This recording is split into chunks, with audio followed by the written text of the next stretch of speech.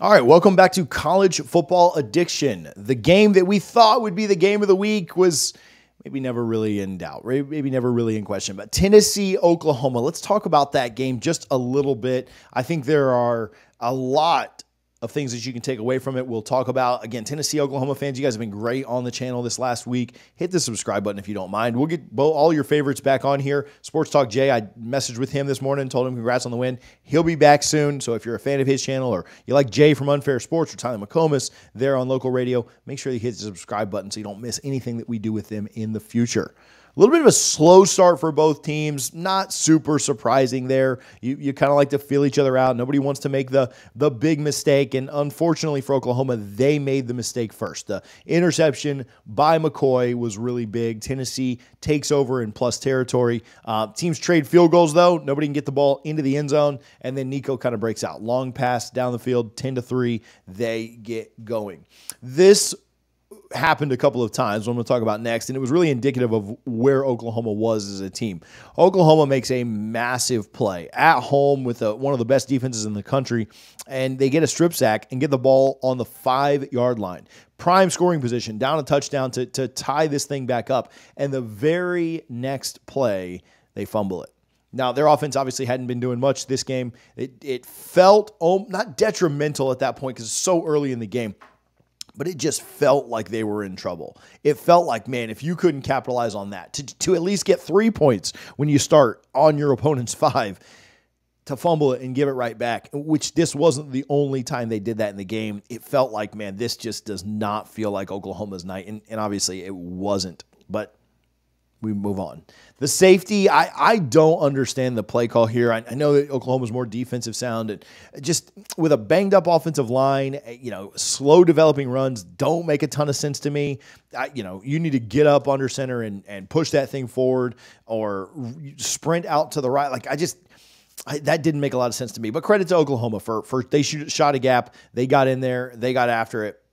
And that was really, really big for them to get the safety. So they go up, 12-3 at that point. They're up 2 scores. And, you're kind of thinking like, okay, Oklahoma's got to start moving the ball. And their defense does it for them again. They force another fumble. But again, right after the next forced fumble, Nico's second fumble of the night, the backwards pass, and Tennessee recovers. I get it. The quarterback play, Arnold got benched later. I get it wasn't very good. So you had to kind of get creative. You had a trick play. But, man, you talk about shooting yourself in the foot. You get the ball on the other team's 5-yard line, you fumble the next play. You get the ball in pretty good field position, couple plays, you have a backwards pass, Tennessee recovers, and they're in absolute business. Sampson, some really nice runs on that drive. It ends in a touchdown, 19-3. At that moment, the game fell over. And obviously, we know from the final score, they didn't score 19. So the game was essentially over at that point. But again, twice, Oklahoma with really good opportunities, and then just immediately gives the ball back to Tennessee. Those two, and it felt like it at the 5-yard line, but after the second one, it felt like that's it.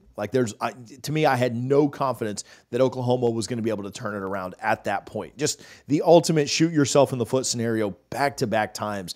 And, I certainly didn't really have a rooting interest in this game. And so when I don't care, I kind of just cheer for both offenses because I want to see points. I want to see a good game. I want to see a competitive game. I want to see.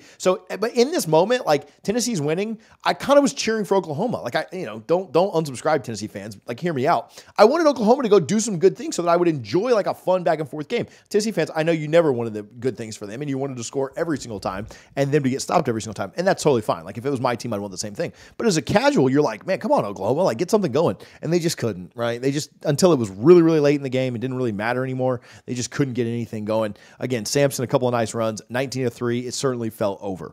A dime on the left side in the second half there to McCoy from Nico. He looked really sharp at times. Not his sharpest, overall for the game, but they kick another field goal. It's 22-3. You're up 19, so it's now 3 scores. Tennessee, maybe if you have a couple of complaints, it's the amount of field goals you had to kick. You like to convert those into touchdowns, but you're also playing a really, really good defense. And so you kind of understand, sometimes they're going to bend, don't break. QB switch for Oklahoma. Really big sack, ends the third quarter. Oklahoma's down by that same score, 22-3. A really nice run by Hawkins. Really good effort there. called a touchdown, down to the one, or no, down to the one, then called a touchdown, then reversed, and then they end up getting a touchdown after a review. 22-9. They get stopped on the 2, just another mistake. And then a field goal by Tennessee, 25-9, third and 3.5 minutes to go or so. I thought the roughing the passer was kind of weak. Oklahoma ends up scoring on the Hawkins touchdown, which is reversed. That was a great effort. I don't know if I agree with the reversal, but a touchdown a couple of plays later, they can't get the 2-point conversion, lose by 10. So talking about the game, thinking about it, Oklahoma's offensive performance was just not good enough. And Tennessee's defense was really good. I don't want to take that away from Tennessee, but as good as I thought Tennessee's defense played, and they took advantage and capitalized on things, Oklahoma's offense was just bad. And that's why they made a quarterback switch and everything else. Like Tennessee's defense, they played well. And so I don't want Tennessee fans to think that I'm calling out their defense or anything, thinking it wasn't good. No, Tennessee's defense took advantage of a bad offense. But they still took advantage of a bad offense. They didn't shut down a great offense. The concerns we had about Oklahoma's offense coming into this game were absolutely realized and absolutely an issue. The offensive line being banged up, the wide receivers, they were hoping that getting guys back would help. Didn't really, there wasn't really a lot there, right? Oklahoma, to me, the storyline here, Tennessee probably wins the game anyway, but it was a big deal that Oklahoma could not take advantage of any Tennessee mistakes. Like Oklahoma was not able to capitalize when Tennessee messed up, screwed up in hostile territory, in opponents, in the belly of the beast, right? Like in Norman, Oklahoma, Tennessee's making massive mistakes, fumbling the ball, giving you the ball in great field position a couple of times, elite field position one time, and you just can't do anything with it. And I think that, to me, that's the story of the game, right? Not only did you not do anything with it, you didn't even flip the field. You didn't even punt the ball down to make them kind of back up 50 yards. You turned it back over to them and gave them the ball right back, and it cost you. Defensively, Oklahoma's still really good. Obviously 2 of the points comes off of a safety, a short field on the Sampson touchdown. So, maybe you want to take 9 points away from, Tennessee's final score and say, man, that's not really on the defense. Holding Tennessee to 16 points, or even if you say 23, right? Like give them the touchdown on the Sampson run, even though it was a short field. Holding Tennessee to 23 points is pretty good. Like if I'd have told you that Oklahoma was going to hold Tennessee to 23, I don't know if Oklahoma would have said like, oh, well, we're definitely winning, but I think they'd have felt a lot better about it. I think you just said like, oh, holding Tennessee to 23, like that's a win. Like that's really good. And holding them to 25 is good. Obviously the safety's not on the defense, but yeah, I think that, you think like, wow, the defense was still really good. Tennessee is incredibly dangerous. I didn't even think Tennessee played that well last night. Like I thought they played well enough to win. I thought they were a good team that played really well. But I don't think they were at their best. And Tennessee fans, if you want to disagree with that, I'm good with it. Let's talk about it down in the comments. Let me know what your thoughts are. I don't think they played their best. And again, they were playing a really good defense. And so that is not lost on me. I'm not crapping on Tennessee. What I'm telling you, though, is if Tennessee gets it going more than, like if Tennessee gets rolling, which they might already be rolling. Maybe it was just a really good defense. But Tennessee had some mistakes and some errors, a couple of fumbles. Nico wasn't his sharpest. He had some dimes. He looks so incredibly poised. He is a legit baller, and it's unfair that he's going to get to play there for 2 more years or 1 more year after this. Basically, the end of this year and then 1 more. There's no way he's here for 2 more years. But they're dangerous. They are absolutely dangerous. I look at that Bama game. We'll see Bama Georgia this weekend. Can't wait for it. But I look at that Bama and Georgia game, and the thought's always been like, well, if they could just get by one of them, why can't they win both those games, man? That team is good. That team is so dangerous. And again, I'm not crapping on Tennessee. I don't think they played elite last night. I think they played really well. But when they get to that next level, if they turn it on anymore, if they're not playing a defense that's like Oklahoma's on the road in Norman with a lot of emotion in a big game, they're going to they can win any game on their schedule. There's no doubt. They can absolutely beat Georgia. They can absolutely beat Alabama. Is that me saying they will? Not yet. They can't slip up against these other teams. Florida put up 45 yesterday. I don't think they put up 45 in Knoxville, but Tennessee's dangerous. Going into Norman and winning in a game that's never really a doubt is incredibly impressive. The running game, Sampson with 92, Bishop with 65, really, really good. Nico, nearly 200 yards and a touchdown. Again, not his sharpest, but really great defense, hostile environment. He was really sharp and then had a bunch of incompletions that kind of drug down his percentage later in the game as well. Tennessee, the road does get a little bit easier. Now, both these teams won yesterday, but both these coaches are very much on the hot seat to different degrees, right? Arkansas beating Auburn's a big deal for them.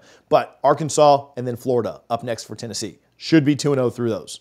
Should stay undefeated, right? Should get to halfway through your schedule without having a loss. Tennessee's in really good shape. 1-0 in the SEC. I expect them to be 3-0 in the SEC after they play Arkansas and Florida. They get a bye week mixed in there as well.